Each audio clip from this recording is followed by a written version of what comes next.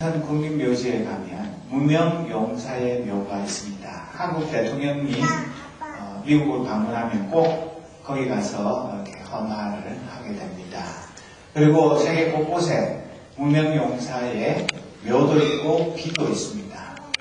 왜냐하면 나라를 위해서 싸우다가 죽었는데 그 사람이 누군지 알 수가 없어서 그냥 이름이 밝혀지지 않은 사람들 한꺼번에 그들을 추모하는 그런 것이 무명용사의 묘고 비입니다. 그러나 대부분은 이름이 밝혀져 있습니다. 우리가 가끔씩 부르는 그 가곡, 비목이라는 가곡을 보면 초연이 쓰고 간 깊은 계곡 양진역에 비바람 긴 세월로 이름 모를 비목이요. 여기 말하는 이름 모를 비목이 바로 무명용사를 추모하는 그런 비목입니다. 우리나라에도 한국 전쟁 때 수많은 사람들이 죽었는데 이름도 없이 상하에 간 사람들이 많았습니다. 그러나 오늘 살아있는 저와 여러분은 다 태어날 때부터 고유한 나의 이름을 가지고 살아갑니다. 그리고 꽃이든 새든 별이든 뭐든 간에 이름이 없으면 부를 수가 없습니다. 그냥 이름 모를 새, 이름 모를 꽃, 그것은 내가 공부하지 않았다는 무식을 드러내는 그런 것입니다. 이름은 다 있습니다. 내가 모른다는 것 뿐이지. 그런데 특히 중요한 것은 사람의 이름입니다. 성경에도 수많은 사람의 이름이 등장합니다. 그래서 우리가 몇천 년 전에 있었던 사람들의 이야기를 그냥 누군지 이름이 밝혀져 있지 않으면 누가 뭘 어떻게 했다는 건지 모르겠지만, 그러나 우리가 오늘 읽은 말씀에 나오는 것처럼 호세아라는 사람이 그 사람의 이름이 여호수아로 바뀐 이런 역사적인 사실을 성경을 통해서 알게 되는 것입니다. 그만큼 이름이 중요하고, 이름은 그 사람의 인격, 그 사람의 됨됨이, 그 사람의 성부를 대변하는 것, 그것이 곧 이름입니다. 그래서 성은 이순신 또는 그 불멸의 안중근 이런 식으로 우리가 존경하는 사람들은 오래오래 그 이름을 잊지 않고 기억하고, 오히려 세월이 가면 갈수록 그 이름이 더 찬란하게 빛나는 것을 보여줍니다. 그러나 여러분, 조두순, 여러분들이 애기 낳는데 조두순이라는 이름은 지을 사람, 두순이 지을 사람 없죠? 김수철 어떻습니까? 요즘 그 아주 흉악범으로 온 세상 사람들에게 손가락질 당해서 그런 이름 가진 사람은 개명 신청을 하게 되는 것입니다. 실제로 대법원에서 발표한 것을 보면 2000년부터 2009년까지 10년 동안 한국에서 개명 신청을 낸 사람이 몇 명쯤 될 거라고 생각하십니까? 자기 이름이 여러 가지 이유로 불만이 많아가지고 나 이름 바꿀래. 그런 사람이 10년 동안에 무려 84만 4천여 명이나 됐다고 합니다.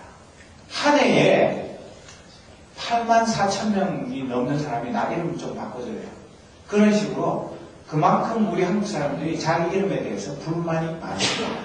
그래가지고 실제로 73만 명 정도가 이름을 바꿨습니다. 그런데 이름을 바꾸는 이유가 보니까 어감이 좋지 않은 개똥이, 끝순이, 끝년이 뭐 이런 그 누가 부르면 다 놀리잖아요. 맹돌이, 제 선배 목사님 중에도 맹돌이가 있었습니다. 영산으로 김영산 목사님 이름 바꿨습니다. 피왕창 목사님도 계시거든요. 이 이름을 왜 그렇게 지어가지고 많은 사람들이 그 어릴 때부터 놀리게 만드는지 모르겠어요. 어감이 안 좋은 거, 또는 성별과 어울리지 않는 거. 남자가 여자예요, 여자가 남자예요, 이래가지고 또 사람들이 놀립니다. 너 남자냐 여자냐, 그런 거. 또는 성명하게 좋지 않다고 나오는 거. 성명학이라는 건 순전히 관상 보는 사람, 장명하는 사람들이 뭐 이것저것 따져서 이름이 안 좋으니까 가라, 그런 식으로 얘기하는 것인데, 요 근래 들어서는 조금 전에 말씀드린 대로 흉악범의 이름 그거 끔찍해가지고 원래는 좋은 이름이었는데 어떤 사람이 나쁜 짓을 해가지고 그 이름이 아주 악명 높은 게 되면 사람들이 그 이름 싫어 그래가지고 이름을 바꾸는 경우가 많다고 합니다. 여러분들은 여러분들의 이름에 대해서 자랑스럽게 생각합니까? 내 이름 최고야. 내 이름 우리 부모님이 정말 잘 지어주셨어. 나는 평생 절대로 내 이름은 바꾸지 않을 거야. 그렇게 자랑스럽게 자부심을 가지십니까? 그러나 이름만 멋지다고 해서 사람조차 멋진 것은 아닙니다. 일단 이름은 잘 짓고 볼 일인데 그 다음에는 뭐냐면 그 이름과 그 사람이 일치하는 것. 그것이 중요한 것입니다. 이름은 이순신인데 하는 건 이완용이면 아무도 그 이순신이라는 이름 때문에 그 사람을 존경하지 않습니다.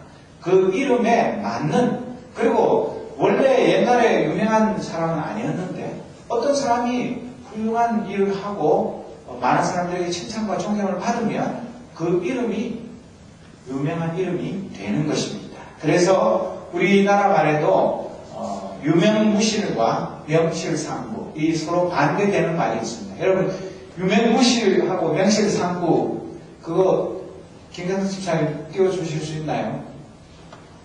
예. 제일 위에 보면 유명무실이라고는 이게 무슨 말입니까? 이름은 아주 좋은데 열매가 없는 거. 이름과 삶이 일치하지 않는 거. 그 뒤에 있는 명실상부라는 말은 무엇입니까? 이름과 삶이 딱 맞아 떨어지는 것. 그게 서로 정반대되는데 우리 한 사람 한 사람의 삶이 결국은 하나님 앞에 섰을 때 유명무실한 사람이었는지 아니면 명실상부한 사람이었는지 둘 중에 하나의 삶을 살게 되는 것입니다. 그래서 지금까지는 어떻게 살아왔더라 하더라도 오늘 이 시간에 내가 과연 지금까지 유명무실한 사람이었는지 아니면 명실상부한 그런 삶을 살아왔는지 그것을 돌이켜보면서 왜 하나님께서 호세아를 여호수아로 이름을 바꿔주셨는지 그 역사적인 사건을 통해서 우리의 삶을 돌아보고 우리도 여호수아와 같은 빛나는 이름을 가진 하나님의 사람으로 거듭나는 시간이 되기를 바라는 것입니다. 오늘 우리가 읽은 말씀은 딱 한 절입니다. 그런데 앞부분에는 보면 이것은 모세가 가나안 땅을 정탐하러 보낸 사람들의 이름입니다. 12지파에서 한 명씩 대표 선수를 뽑아서 그 가나안 땅에 스파이로 보내게 됐는데 그걸로 끝 했으면 되는데 그 뒤에 사족이 붙은 것이 딱 한 사람만 모세는 눈의 아들 호세아에게 여호수아라는 새 이름을 붙여주었습니다. 왜요? 다른 사람 다 놔두고 모세가 여호수아 한 사람만 이름을 바꾸어 주었을까? 우리가 이걸 그냥 얼핏 생각하면 뭐 이름 바꾸는 게 뭐 어때서 뭐 이름이 마음에 안 들었든지 더 좋은 이름으로 개명을 했겠지. 그렇게 생각할지 모르지만 여기는 깊은 뜻이 있는 것입니다. 이것은 호세아가 나 이름 마음에 안 드니까 이름 바꿔주세요. 그래가지고 요즘처럼 개명 신청을 해가지고 된 것이 아니라 모세가 하나님의 뜻을 받아서 하나님을 대신해서 이 호세아라는 사람의 이름을 여호수아라는 이름으로 바꾸어 준 것입니다. 여러분 호세아라는 이름도 아주 좋은 이름입니다. 그 호세아라는 이름의 뜻이 무엇이냐 하면 구원이라는 뜻입니다. 여러분 구원 얼마나 좋은 뜻입니까? 내 이름이 진구원 그러면 10원보다는 조금 낮지만 그래도 구원 아주 좋지 않습니까? 그런데 왜 이 구원이라는 이름을 포기하고 모세는 자기의 보좌관인데 이 호세아가 이 보좌관의 이름을 여호수아라는 말의 이름은 여호와는 구원이시다. 여호와가 구원하신다. 그런 뜻을 가지고 있는 것입니다. 여러분 히브리어 잘 모르시겠지만 잠깐 설명을 위해서 보여드리겠습니다.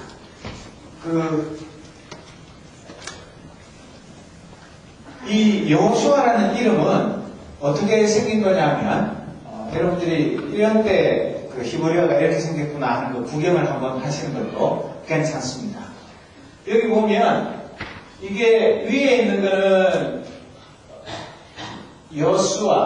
요수아고 밑에는 여호수아 두 가지 다 쓸 수 있는 이름인데 이 밑에 있는 게 여호수아라고 원래 히브리어는 오른쪽에서 왼쪽으로 읽게 되어 있습니다. 그래서 호세아라는 이름 대신에 이렇게 여호수아 이렇게 이름을 바꿔줬는데, 이것은 여호라는 것은 야훼 하나님을 말하는 것이고, 수아는 구원하다 그런 뜻입니다. 그러니까 하나님이 구원하신다 그런 이름으로 바꿔줬는데, 이 이름이 히브리어로는 여호수아인데 헬라어로 바꾸면 바로 예수님의 이름으로 바뀌게 되어 있는 것입니다. 그러니까 구약시대에 이 호세아가 여호수아라는 이름으로 바뀐 것은 바로 신약시대에 예수님의 이름과 똑같은 그런 뜻으로 바뀐 것이라고 보면 되는 것입니다. 됐습니다. 그런데 왜 이 모세가 좋은 이름인 호세아를 여호수아로 바꿨을까? 거기에 대해서 성경에는 자세한 설명이 없습니다. 우리가 성경을 곰곰이 읽으면서 추론을 할 수밖에 없습니다. 여러분, 아브라함의 원래 이름이 뭐였죠? 아브라함의 원래 이름? 아브라함. 아브라함이 아브라함으로 이름을 바꾸게 됐는데 누가 바꿔주셨죠? 하나님이 바꿔주셨습니다. 몇 살에? 아브라함이 75살에 하나님의 부름을 받았는데 이름을 바꾸게 된 것은 99살에 하나님께서 아브라함을 아브라함으로 이름을 바꾸어 주셨습니다. 왜 그랬을까요? 하나님께서 24년 동안 아브라함을 하나님의 사람으로 잘 훈련을 시켜서 이제는 믿음의 아들 이삭을 선물로 받을 만큼 믿음이 성숙했고 그가 하나님의 사람으로 온전히 거듭났기 때문에 그가 새 사람 된 것을 기념하기 위해서 새 이름으로 바꾸어 주신 것입니다. 그리고 야곱이 원래 이름이 야곱인데 나중에 이름이 뭘로 바뀌었죠? 뭘로 바뀌었습니까? 이스라엘로 바뀌었죠. 언제 바뀌었죠? 뭐 하다가 바뀌었죠? 야복 강가에서 밤새도록 천사하고 씨름해가지고 자기가 비록 맞아서 판도뼈가 어그러졌지만 끝까지 붙들고 놓아주지 않아서 하나님과 더불어 싸워서 이겼다. 그런 뜻으로 이스라엘이라는 이름을 선물로 받게 된 것입니다. 왜 그랬습니까?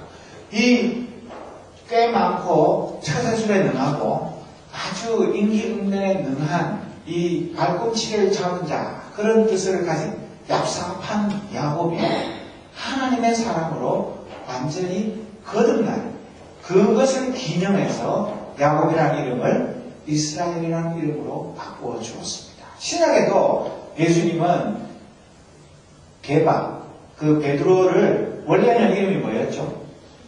베드로의 원래 이름이 뭐죠? 시몬, 사이몬. 시몬이라는 말의 뜻은 무엇입니까? 흔들리는 갈대라는 뜻입니다. 베드로라는 이름 뜻이 뭐죠? 반석, 락, 바위라는 뜻입니다.